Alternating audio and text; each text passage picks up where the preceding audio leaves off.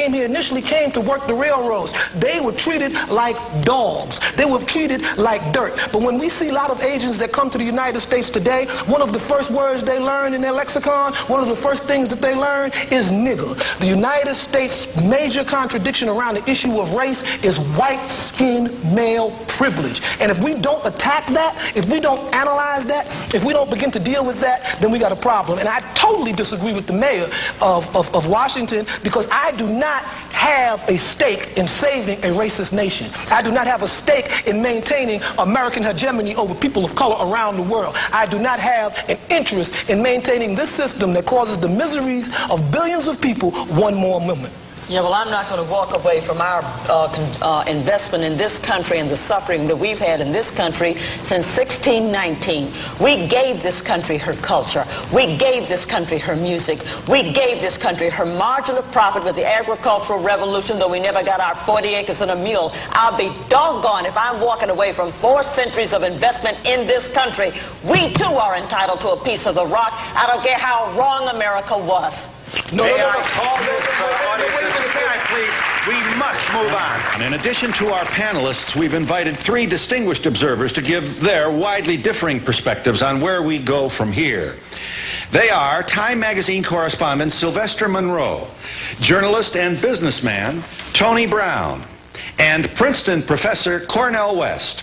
Gentlemen, we do thank you for joining us. Let's begin with Mr. Monroe and the case for government assistance. I've just reviewed Sylvester Monroe's review of his own return to the school of his youth. Is there anything you wanted to add to what you've said? I might ask you about your own personal feelings as you walked past those graffiti-covered walls. Well, what's interesting about going back there, what's painful about going back there, is people talk about these communities and how people ought to pick themselves up by their bootstraps. They ought to do that. That was a community that regularly, routinely produced successful members of society when it had the support necessary to do that. And it pains me to hear people talk about a welfare state, people who want a handout. What communities like this, what black people have always asked for, is not a handout. They are citizens of this country. What they're asking for is equal access to opportunity, to education. Government has a role. And no one is saying that government can solve all the problems there. And part of that role is to provide a quality of education that means something. That school used to have that. Why is it that government, that the Lyndon Johnson era, which is the time I would assume you were a student at that school? That's right. Well, what's different then? Why can't it work now? Well, one of the things I think that when I was a student in the Chicago public school system, never one day in the 10 years that I was a student in the Chicago public schools did I miss a day of school because of a teacher strike or because there was not enough money to keep the schools open. Perhaps that was because the Chicago public school systems were then a majority white system. The Chicago public school system today is majority minority. And so now we can't find the money anymore. So white power fled then, or at least turned its back on It has turned its back. establishment. It has turned its back. So at the question that Paul Solomon asked at the top of this piece, why should people, and people will say to you, well, my kids don't go to that school. I don't live in that community. What does that have to do with me? It has everything to do with you. This is a democracy. We pay taxes to distribution of wealth. Right. Shared wealth in this country is one of the foundations of this country. If we don't educate those children, we can't build enough prisons. We can't rebuild LA enough times. Everyone, I mean, I understand why this gentleman feels he doesn't have a stake in this society, but everybody will pay if we don't. How would Mr. Kozol respond to Mr. Monroe's observation, which suggests that when the white man goes, so does the power? Absolutely. I mean, I completely agree with him. In Chicago, nothing he said was overstated. A couple months ago, the Chicago school system, abandoned by white people, not just white children, but white business, everyone, had to start rationing toilet paper.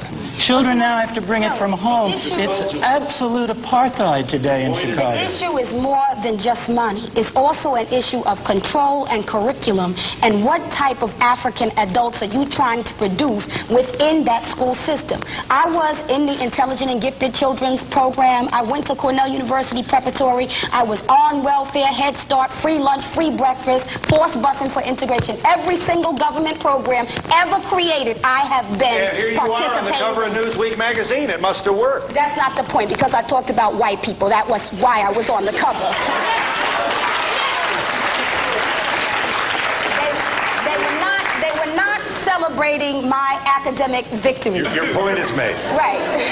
So my point becomes, Phil, that how you design those programs. In all of the programs that I attended, all of the education that I had, college, public, and otherwise, nobody ever told me that I was an African woman. Nobody ever told me what the history of African people were. Nobody ever told me that America is business, and without business you will have nothing and be nothing. And nobody ever told me how to organize business so that I would be able to develop institutions in my own community. So now the sincerity of all of the programs and all of the education has to be questioned, indicted, and convicted, because the bottom line is that America is not and has never tried to produce African adults who are functional, self-sufficient, who understand their politics, their economics, and their relationship to the world politics and the world economics. America is never going to. America's never going to understand that as some abstraction. Communities understand that. You must give communities the power and the control, and finally address the whole point. You can't just pour money into a school. You've got to build up in the community the economic base to sustain the school. You can't deal with these problems in isolation and say, I'll have a good school in a neighborhood with no economic base and no jobs and no businesses. You want decent schools, you've got to develop the communities in which those schools exist so that you have an economic base to support them. You've got to develop the power politically so that the community will be able to control that environment in which the school exists and meet the needs culturally, value-wise, otherwise that community reflects. And that means that you've got to have power in the hands of that community as a whole. Not in the hands of education bureaucrats, not in the hands of social bureaucrats, but in the hands of the people of the community themselves. There is a gentleman in our room who believes he has an answer to your very optimistic call for jobs and empowerment. The issue is race. We'll continue following this brief break for your public television station. Well, Tony Brown, for a talk show host, you've been unusually well behaved throughout this program, and I thank you for your patience. Do I sound like a white racist to say, see what I mean? You can pull yourselves up by your bootstraps. Does that make you nervous if I say something like that?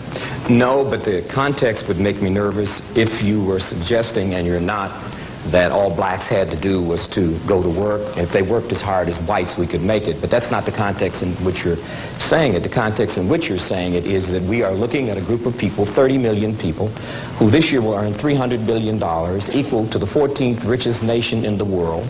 We're 12% of the population. We buy 18% of the orange juice, 20% of the rice, 26% of Cadillac cars, et cetera, et cetera, et cetera. We have 350 black organizations, middle-class blacks, 1 million of which go to white hotels each summer. They spend $16 billion discussing white racism and black poverty. Now, there's no way in the world that white people can free black people, because freedom is not white people's to give. 2, white people, as I said in the piece, cannot do for us what we refuse to do for ourselves. 3, the key to this equation is the behavior of the black middle class. The key to this is not understanding whether or not whites like blacks or blacks like whites. I frankly have no interest in that at all. I have no interest in managed society. I'm not interested in having to sit next to people because they're white. I'm interested in being equal, and the only way you're equal is to have power. Alan Keyes said the most cogent thing said here tonight, and that is, we are talking about power, not whether or not white people have been fair, not whether they're nice people, not whether or not black people are good or bad, but whether or not you as a community of people have the instruments of defense and in some cases of aggression to protect your turf and or your interests. You can't have 30 million people handing over to another people 100% of their resources and blaming them for 100% of their problems. That is not intelligent. So what we need to do in the black community is, A, decide to be competitive. And the only way we're going to be competitive is to use our resources. And the final thing I'd like to say is this. The primary resource we have as a people is not our money. It's what we know. And what you know is called human capital. And the fleet of human capital from the black community has been enormous.